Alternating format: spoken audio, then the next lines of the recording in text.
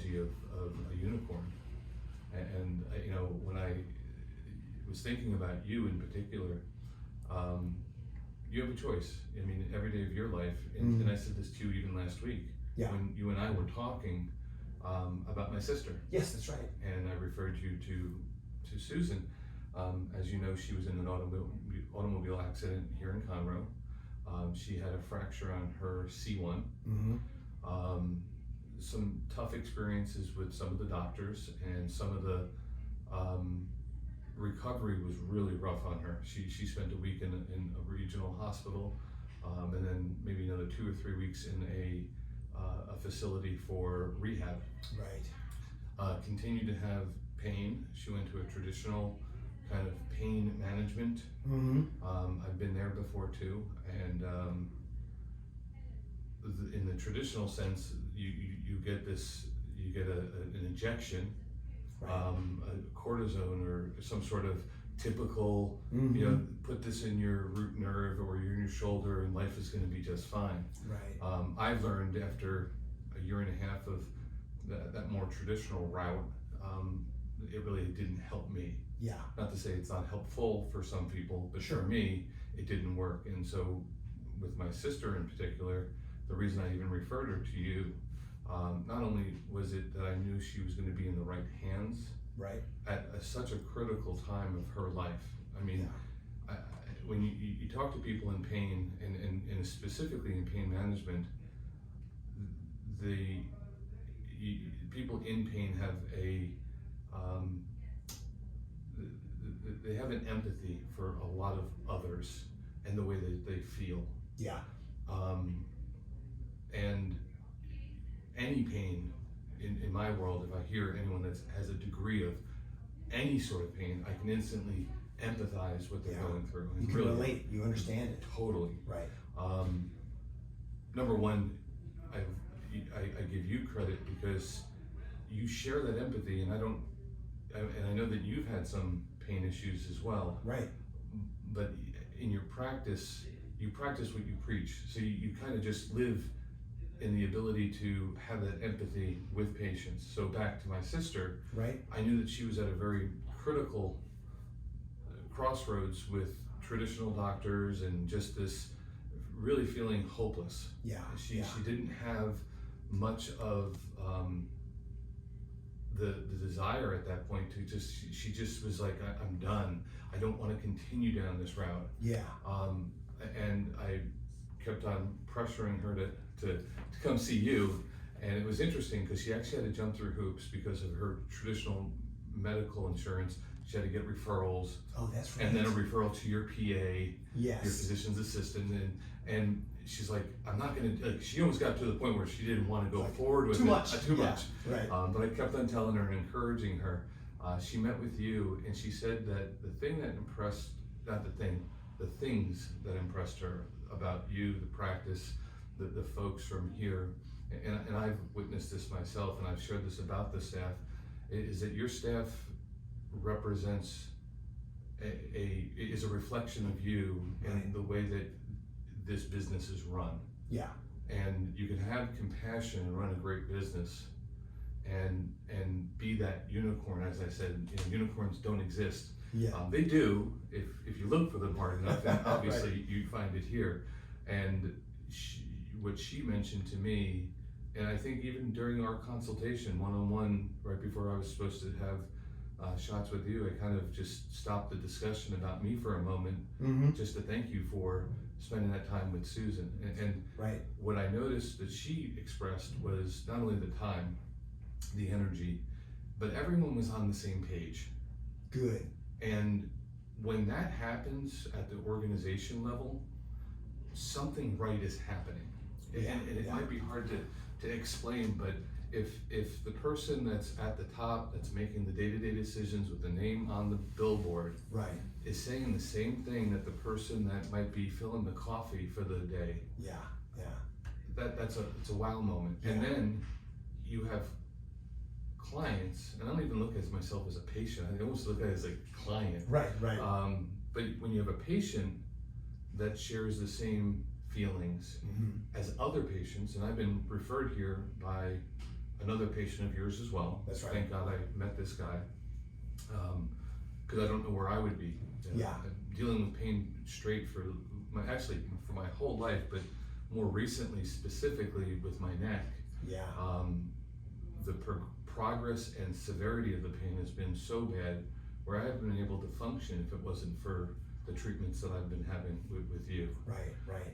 And when I look at the conversation that I have with my sister, your staff has with my sister, my friend who referred me to this organization, and everyone is on the same page. That's like, that should be such a wow moment. Right, right. That you sit back and go, holy cow, how does that even exist? Yeah. So when she finally sat down with me over the weekend, she confided again into me this past weekend. She said, you know, I feel like I, for the first time, have some sort of a visibility that I'm gonna have some sort of pain-free time.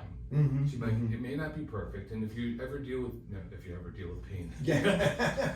right on, yeah, right here. You know, people ask you on a 0 to 10 kind of level, if you can take somebody from that 10 to an 8, or an 8 to a 6, or a 6 to a 4, or a 4 to a 2, Yeah. and live in that environment of reduction, Yeah. it's such a blessing. Right. And so many levels, and to see that I feel the same way, my sister feels the same way, Yeah. my friend who referred you feels the same way, Yeah. and it just kind of, and so my degree of comfort of even sitting here talking with you about it, Right.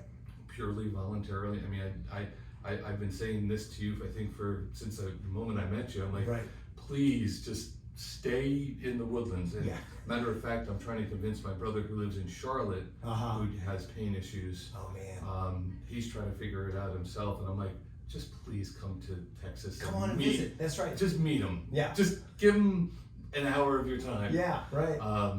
So for the long story short, with me in particular, being in this pain situation and then seeing it in your organization, I just want to say, on behalf of my family, Right. Yeah. you've given me an opportunity to have that interaction back with my wife and Yeah. my children. The swim meets. The swim meets, Yeah. the missed moments. Right. And when you have pain, those moments become bigger, longer, and more frequent. And just getting 1 or 2 back, Right. you're like, this is fantastic. Very So meaningful. Yeah. It's what we do as fathers and brothers and uncles. You want to be a part of these kids' lives and be a part of their futures. And when you can't, you feel it. Yeah. And you know it. Right. Yeah. So that's but that I think I came on strong originally saying a lot of this stuff to you because I really meant it, because I've seen different folks and I've seen different organizations, and I've gone down that traditional route, like I said, of different fine doctors, great motivations. I don't have any questions about the efficacy, about what they do and how they handle themselves. It's just that your approach was perfect for me. Right. Right. It was perfect for my sister. It was perfect for my friend. Right. Actually, multiple friends. Any opportunity. Yeah.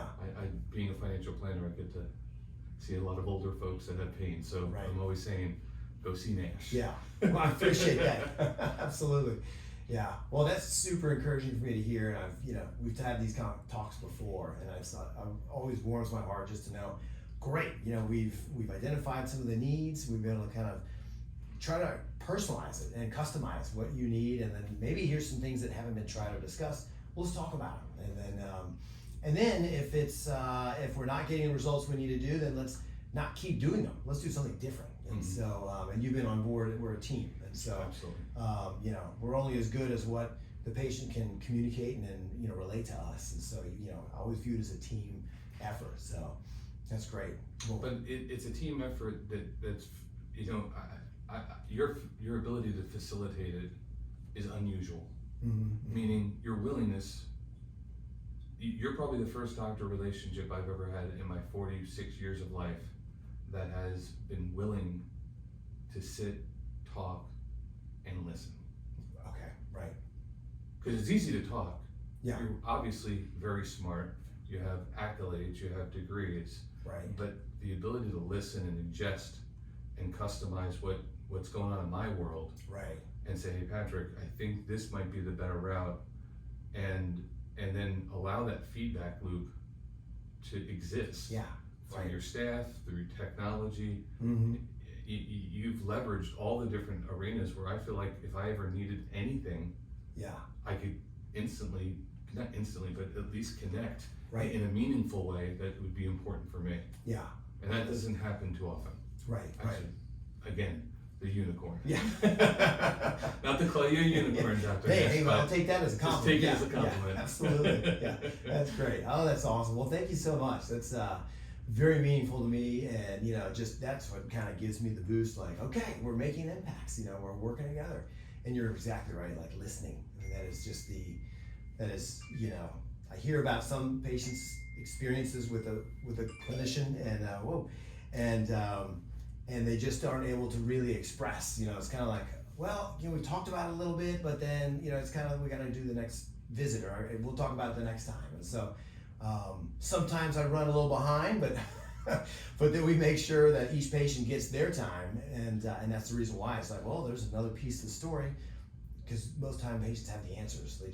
We need to manage it and work together to find the right pathway. So absolutely, that's awesome. Absolutely. Well, thank you again for coming in, my friend. Thank you. Absolutely. I appreciate it. Yeah, Thank no you. doubt.